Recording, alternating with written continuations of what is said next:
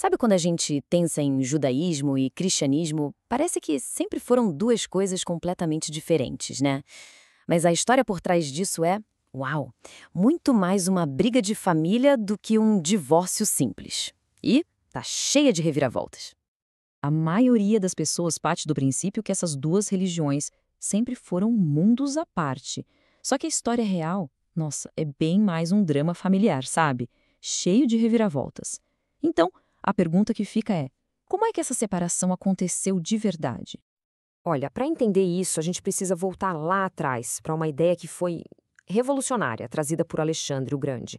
Pensa só, antes dele, a identidade de alguém era basicamente de onde vinha, o povo a que pertencia. Mas aí veio o helenismo e mudou tudo. A identidade virou uma escolha, um estilo de vida baseado na cultura grega. E essa ideia não só mudou o mundo antigo, como plantou a sementinha para um novo tipo de identidade religiosa. E, claro, essa nova forma de pensar, ela provocou uma reação, e uma reação igualmente poderosa. Foi em resposta ao helenismo que um novo tipo de identidade judaica começou a se formar, e isso deu origem ao que a gente conhece hoje como judaísmo.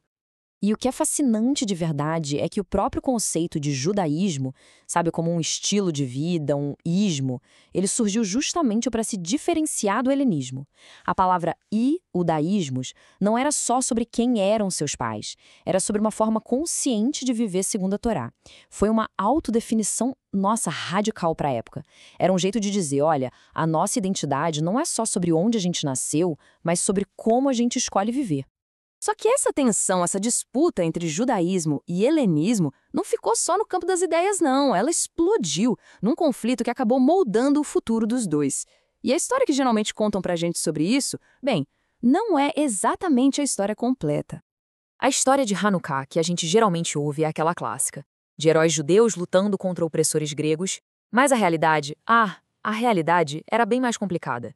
A revolta foi também uma guerra civil entre judeus. Foram as elites de Jerusalém, aquelas que tinham abraçado o estilo de vida helenístico, que começaram as reformas que levaram ao conflito. Então a luta era tanto interna quanto externa, uma briga dentro de casa. E agora a gente chega num evento que mudou absolutamente tudo, a queda do Templo de Jerusalém. Um momento que redefiniu o judaísmo para sempre. 70 depois de Cristo, os romanos destroem o segundo templo em Jerusalém. E olha, isso não foi só um prédio caindo, foi o fim de um mundo. O templo era o centro de tudo, do universo religioso, político, cultural judaico. A destruição dele criou um vácuo de poder gigantesco e uma crise existencial que abalou o povo judeu até a alma. E com o templo em ruínas, as principais facções judaicas foram devastadas. Os saduceus, que eram a elite sacerdotal que cuidava do templo, simplesmente desapareceram junto com ele. Os zelotes, os revolucionários que lutaram até o fim, esmagados por Roma. E os essênios, aquele grupo mais monástico, ascético, também sumiram do mapa. A liderança foi aniquilada. E ficou um vácuo de poder e aquela pergunta no ar: e agora? Quem vai liderar o povo? Pois é, no meio dessa crise toda, só dois movimentos conseguiram achar um jeito de seguir em frente. Os fariseus, que depois se tornariam os rabinos, e os seguidores de Jesus. E cada um deles tinha uma visão bem diferente para o futuro do judaísmo. Então, a próxima fase dessa história não é uma batalha entre estranhos. Pelo contrário, é uma rivalidade intensa entre dois sobreviventes que eram muito próximos. Uma verdadeira briga de família pelo futuro do povo de Israel. E as consequências disso ecoam até hoje.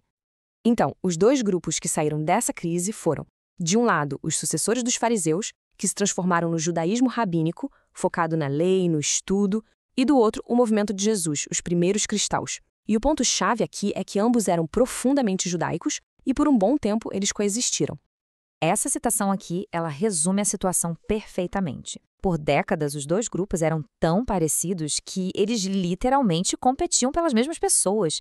Eles frequentavam as mesmas sinagogas, debatiam as mesmas escrituras, e essa proximidade toda só tornou a necessidade de se diferenciarem ainda mais urgente. E aí a briga de família começou a ficar séria. E um exemplo bem concreto dessa briga de família foi a criação do tal do Birkat Haminim. Basicamente, era uma oração que foi adicionada na liturgia da sinagoga e que pedia a Deus para amaldiçoar os hereges. Isso incluía os judeus que seguiam Jesus. Funcionava como um teste, sabe? Um judeu que acreditava em Jesus não podia recitar essa oração de boa fé. Isso forçava uma escolha e traçava uma linha bem clara no chão, separando as duas comunidades que estavam surgindo. Mas essa briga de família ainda não foi o fim da história. Foram eventos políticos bem dramáticos que finalmente cimentaram essa separação, transformando o que era uma rivalidade numa divisão permanente. Essa linha do tempo ajuda a gente a ter uma visão geral dos pontos cruciais, né?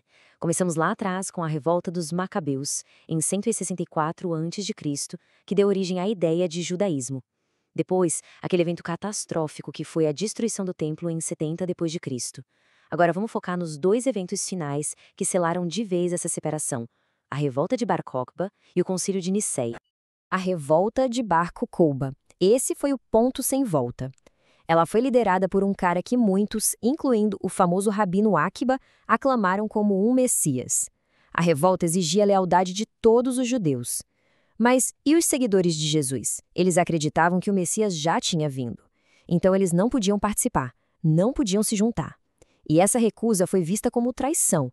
Isso criou uma ruptura política e social definitiva. E a consequência dessa revolta que fracassou foi devastadora. O imperador Adriano simplesmente proibiu todos os judeus de entrarem em Jerusalém. Isso destruiu a comunidade mãe do movimento de Jesus, que era, na sua essência, judaica. Com essa liderança judaico-cristã esdilada, a igreja em Jerusalém e em outros lugares começou a se tornar cada vez mais gentílica. Isso mudou para sempre a demografia, a cultura e, eventualmente, a teologia dela.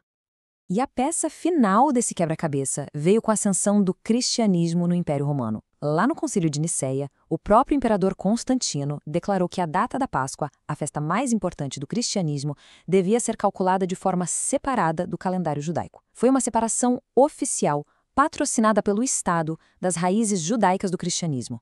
Um divórcio formal que marcou o fim da briga de família. E foi assim que a jornada se completou. O que começou como uma tensão sobre identidade cultural passou por uma crise existencial e uma rivalidade teológica, e no fim foi selado pelo poder político. A separação que nunca foi inevitável, de repente se tornou uma realidade. E isso tudo nos deixa com uma pergunta para refletir.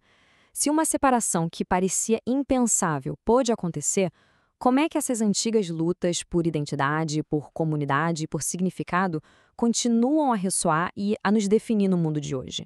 E, talvez mais importante, o que a gente pode aprender com essa história sobre as forças que nos unem e que nos separam?